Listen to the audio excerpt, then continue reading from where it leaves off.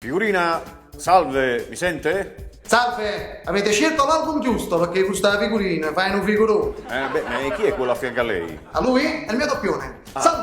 Saluta gli amici. Vabbè, scusi se dagli scedato. Sta dormendo ancora. Vabbè, non fa niente, non vogliamo parlare con lei. Ci dica come essere una figurina. Stupendo. Per esempio l'altro giorno con degli amici ero in una bustina nella tasca posteriore del jeans di Belen. Ah, bellissimo, beato lei, beato lei. E che ammazza, me ne hai visto bene. E c'era anche il suo doppione nella tasca di Belen. E c'è, parla, racconta, sono amici. Vabbè, quello non parla perché con tutte queste curve ti messo senza parole. Ci credo. Ma ci dica come passa una giornata una figurina? Che fa solitamente? E io stamattina sono andato a fare shopping, sono uscito dall'album, ho comprato un bel paio di scarpe a 500 euro, ma nella foto va fanculo non so vero. Vabbè, è normale. Ma è peccato perché con quelle scarpe sei una figurina. Ci credo.